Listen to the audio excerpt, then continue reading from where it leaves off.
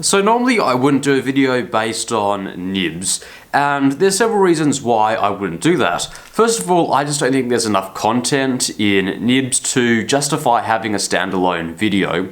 And the second reason is I just don't think the video, even if there was a lot of content, would be all that entertaining.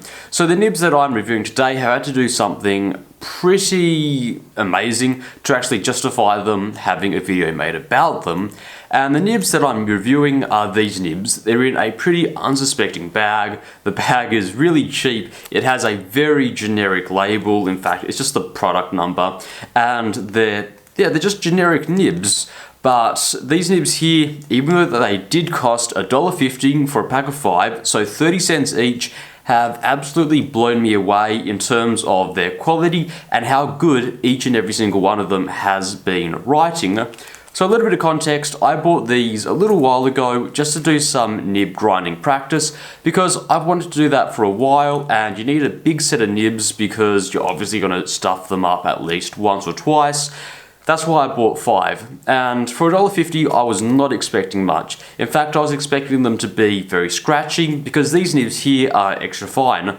The reason why I bought these style nibs is because they're very easy to easily swap in fountain pens. So the only thing that I was expecting when I got these nibs were they were going to be scratching, they were going to have a fine point on them, and just being based around the Lamy style nib, they wouldn't have all that much flex. And when I actually started writing with them, before I was going to cut them down and grind them, I was absolutely blown away with how good these nibs are. I've always said the Wingsung 3008 has been an amazing fountain pen just because of A, how cheap it is, how good the piston is, and how good the nib is. These nibs here are just as good or even better than the nibs that I've found on the Wingsung 3008. In the writing sample, I'll try to stress how good they are. They're so buttery smooth and they are a pretty fine line. Not extra fine that you'd find on a Pilot, but pretty good for being only 30 cents each. So if you are going to take something away from this video, it is this. If you are in the market and you are looking for a nib that is a Lamy design, don't go and buy a proper Lamy nib, especially if you're looking for an extra fine or fine nib, because for the $14 that Lamy charges, you're going to be getting ripped off. These things here are 30 cents, and I've used a fine nib from Lamy on a Lamy All-Star, and this thing here just blows that right out of the water. This thing is absolutely amazing, and that's what I want to stress in the writing sample.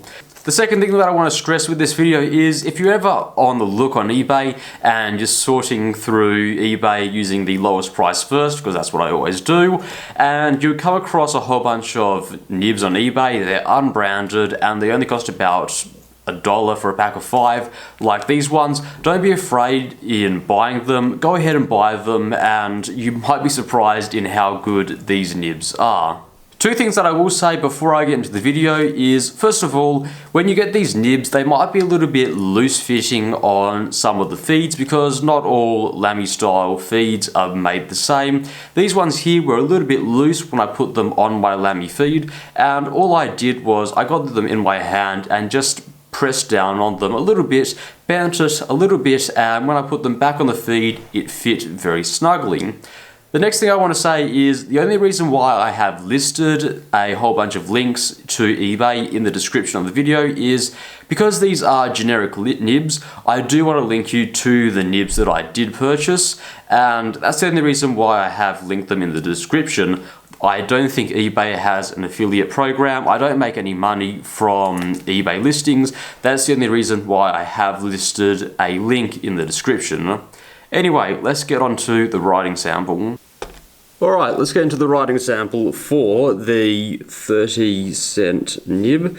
This is attached to a Wingsung, what is this, the 6359.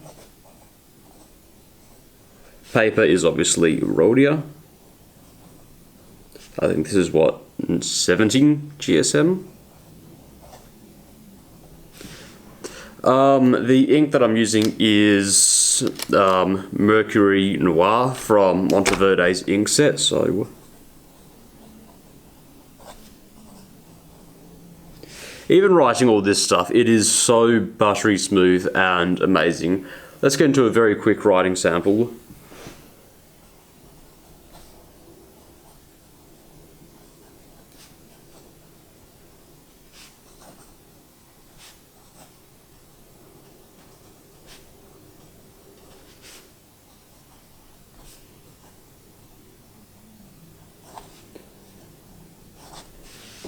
And as you can easily see from that writing sample, there was no issues whatsoever.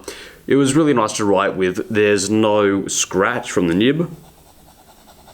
There's hardly even any noise from the nib. Obviously, there's no line variation, but you're not going to get any line variation when you're writing fairly fast, and you're not going to get line variation from a Lamy type nib.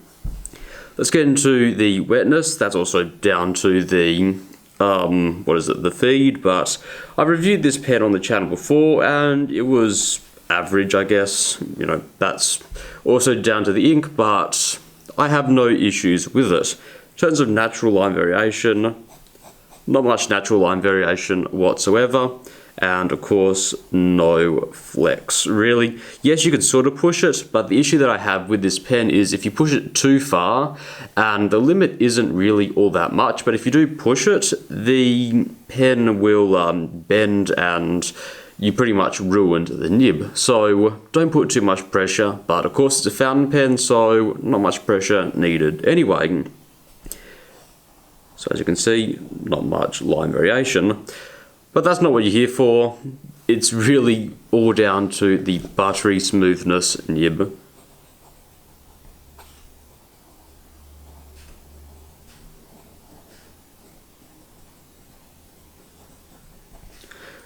I'm pretty sure you won't pick any of the sound up on the microphone because I have the microphone pointed right at the nib and it's so smooth that there is no feedback. No.